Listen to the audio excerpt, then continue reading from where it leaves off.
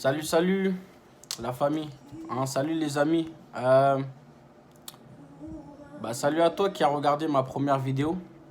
Et salut à toi qui vient de regarder cette vidéo. Si tu l'as pas regardé, si tu n'avais pas regardé ma première vidéo, je t'invite à regarder ma toute première vidéo. Alors, je dis rien de concret, mais j'explique un peu ce que je vais faire de ma chaîne, tu vois. Expliquer un peu, c'est une introduction à ma chaîne.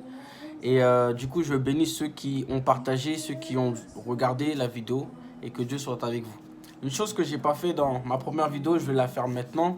Je me suis pas présenté, je m'appelle Evans Joseph, j'ai 25 ans et j'ai donné ma vie à Christ aujourd'hui. Là, c'est pour ça que je cherche à faire des vidéos. C'est ma manière d'évangéliser pour Dieu, pour qu'une personne qui se pose des questions puisse trouver les réponses à propos de Dieu, par rapport à Dieu, et qu'ils puissent comprendre Dieu un peu plus. Donc je fais l'effort de faire des recherches et d'apporter les meilleures réponses possibles pour que tu puisses donner ta vie toi aussi à Dieu, pour que toi aussi tu puisses rencontrer Dieu entre guillemets, tu comprends? Donc voilà. Du coup, la première question pour entrer dans le vif du sujet, c'est quoi? Tu peux pas venir à Dieu si tu crois même pas qu'il existe. Donc là maintenant, moi, je vais répondre à cette question, est-ce que Dieu existe? Mais pour cela, je vais te demander de te poser les bonnes questions. Qu'est-ce que c'est la bonne question? La bonne question, c'est est-ce que tu peux prouver que Dieu n'existe pas? Est-ce que tu es capable de trouver une preuve ou un moyen de savoir que Dieu n'existe pas? Je pense que la première question ou la première réponse à cette question qui viendra, c'est que Dieu n'est pas visible. Dieu est invisible. Donc Dieu ne peut pas exister. Je pense que c'est les réponses qui viennent assez souvent sur la table pour ne pas croire en Dieu, pour refuser de croire en Dieu. Mais moi, laisse-moi te dire que quand tu prends cette réponse-là pour te convaincre que Dieu n'existe pas, alors tu ne dois croire en rien. Tu ne peux pas croire en la nature. Alors, tu ne peux pas croire en la nature puisque c'est la nature. La nature est invisible. Mais c'est pourtant par elle que tu vis. Pourquoi c'est par elle que tu vis? Parce que c'est avec la nature qu'on te nourrit. Toutes les nourritures, les choses, tu vois, elles viennent de la nature. Mais pourtant, la nature est invisible. Ce n'est pas une chose que tu peux voir. Mais pourquoi peux-tu croire à la nature, mais tu ne peux pas croire en Dieu? Alors que Dieu est ce qu'on appelle la nature. Je vais élaborer un peu ce que je dis. L'homme a défini les choses qui se produisent aujourd'hui comme la nature. Ils appellent ça la nature. C'est la définition. Mais, moi je te dis, selon ce que je crois, la parole qui est la Bible, qui est la parole de Dieu, c'est que la nature, c'est en réalité Dieu qui agit pour nous. C'est les miracles de Dieu. La nature est un miracle de Dieu. C'est lui qui permet à une plante de pousser. C'est lui qui produit un arbre quand toi tu plantes une graine dans un champ. C'est lui qui produit l'arbre. C'est lui qui est derrière les choses incroyables que tu vois, comme la loi de la gravité. Parce que tu ne peux pas me dire qu'un homme a créé la gravité. C'est pas un homme, ce n'est pas une machine. Il n'y a rien y a rien dans ce bas monde qui peut créer une gravité, qui crée cette gravité-là. Cette gravité-là, c'est la nature qui l'a créée, d'après vous, d'après votre définition, à ceux qui ne croyaient pas. Et moi, je te dis que c'est Dieu qui a créé toutes ces choses-là. C'est Dieu qui est derrière toutes ces choses-là. C'est grâce à Dieu qu'on peut marcher ici-bas sur terre. C'est grâce à Dieu qu'on peut manger ici-bas sur terre. C'est elle qu'on appelle la nature. En réalité, c'est Dieu. Donc, quelque part, tu crois en Dieu, mais tu crois juste pas ou du moins au mot Dieu. Mais tu crois à ce qu'il fait. Tu crois à la production de ces miracles, qui est la nature, le ciel, la pluie, des choses de ce genre. C'est Dieu qui fait cela. Et pour te le prouver, je vais te prendre un verset de la Bible. Avant que je te parle de la Bible, il faut que je t'explique un peu son histoire. La Bible est un ensemble de livres qui a été regroupé. C'est des écritures qui ont été écrites plus de 2000 ans, même beaucoup plus en arrière, avant Jésus-Christ. On n'a pas la date exacte, mais c'est des siècles et des années, des milliers d'années avant.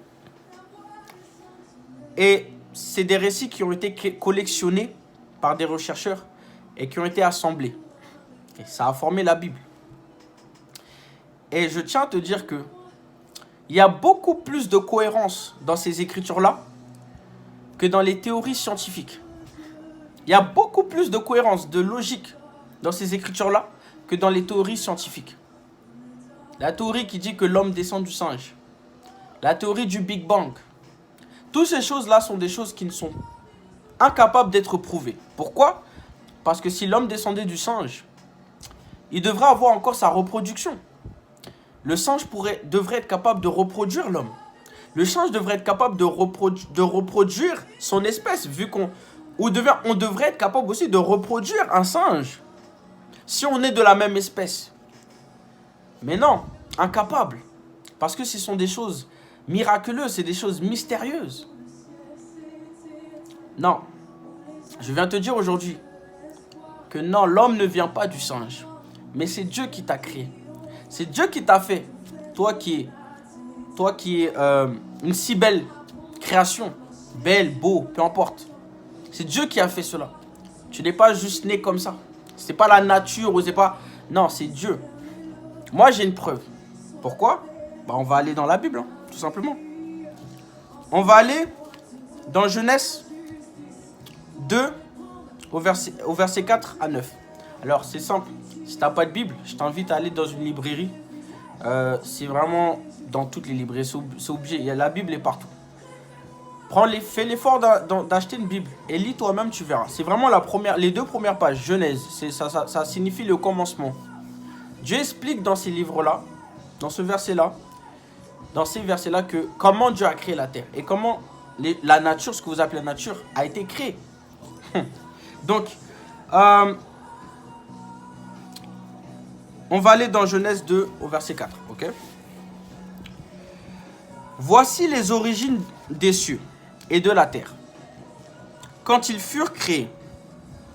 Lorsque l'Éternel Dieu fit une terre et des cieux, aucun arbuste des champs n'était encore sur la terre, aucune herbe de champ ne germait encore, car l'Éternel Dieu n'avait pas fait pleuvoir sur la terre, et il n'y avait point d'homme pour cultiver le sol.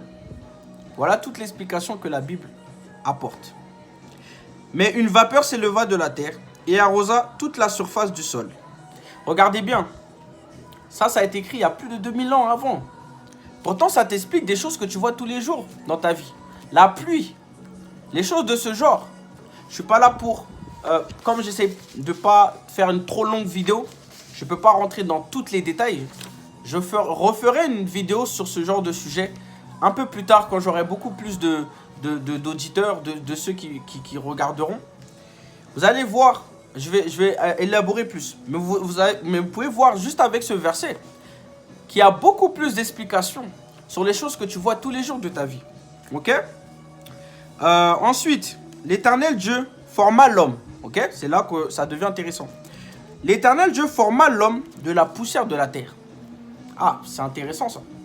Dieu forma l'homme de la poussière de la terre. Tu verras que cette théorie est beaucoup plus logique. Pourquoi?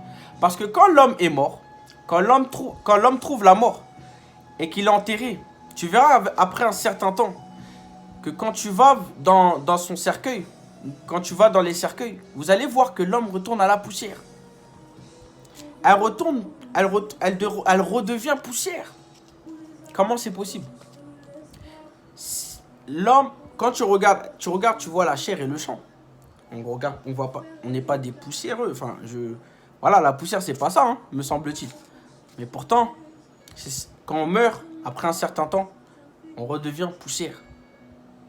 Donc la théorie, elle est un peu plus logique.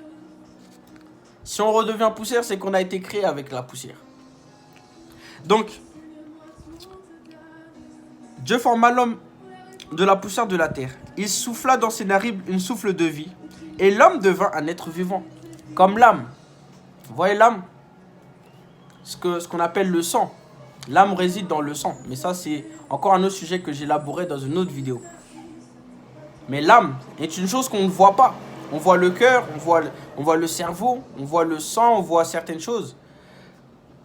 Mais pourtant, c'est le souffle de Dieu qui te permet de vivre. C'est ce qu'on appelle l'âme. Il a déposé une âme dans l'homme. Et c'est comme ça que l'homme est devenu vivant. Vous voyez, la Bible présente une théorie qui a plus de sens, qui a plus de logique. C'est pour ça que je veux t'inviter à te poser les bonnes questions. Et à lire la parole, à lire la Bible. Et je suis sûr que Dieu te parlera. Oui, Dieu peut parler aussi. Mais ça encore, je le ferai dans une autre vidéo. Abonnez-vous, hein. Aimez les vidéos, abonnez-vous. Suivez mes chaînes parce que je vais vraiment parler de beaucoup de choses que vous ne saviez pas. Donner des réponses à beaucoup de choses que peut-être vous n'aviez jamais pensé. Okay? Donc pour finir ensuite, l'Éternel fut poussé du sol des arbres, de toute espèce, agréable à voir et bon à manger. Donc il fut poussé du sol des arbres. C'est lui qui dit, l'Éternel fut poussé du sol des arbres. Ce que toi tu appelles la nature, c'est Dieu qui le fait. J'ai une preuve, c'est biblique. Et quoi? De toute espèce, les fruits, toutes sortes de choses, agréables à voir et à manger. Donc, je ne vais pas continuer plus que ça. Je te laisse avec ces évidences-là. Et pose-toi la question.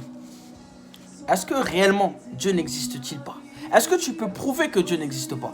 Moi, je viens de te prouver que Dieu existe avec la parole et aussi avec les faits, les Écritures. Mais est-ce que toi, tu peux prouver qu'il n'existe pas? Pose-toi cette question-là. Est-ce que tu peux le prouver? Comment n'existerait-il pas? Et tu verras, j'en suis sûr. Parce que le Dieu que je sers, le Dieu en qui je crois, ne te laissera pas dans l'ignorance si tu le cherches. Et je prie aujourd'hui que toi qui regardes cette vidéo et qui ne croyais pas encore en Dieu, que tu puisses croire en Dieu à partir d'aujourd'hui et le connaître un peu plus. Abonne-toi, aime, partage cette vidéo parce que je viendrai avec beaucoup plus de réponses. Soyez bénis. Ciao les amis.